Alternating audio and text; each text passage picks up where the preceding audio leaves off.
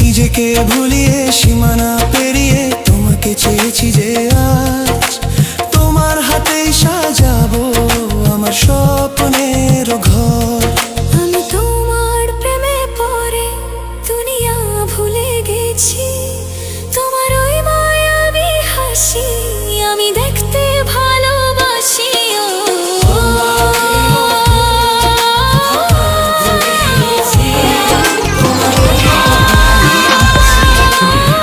তুই কি আমার ফুটপাতের মাস্তান ভাবছ?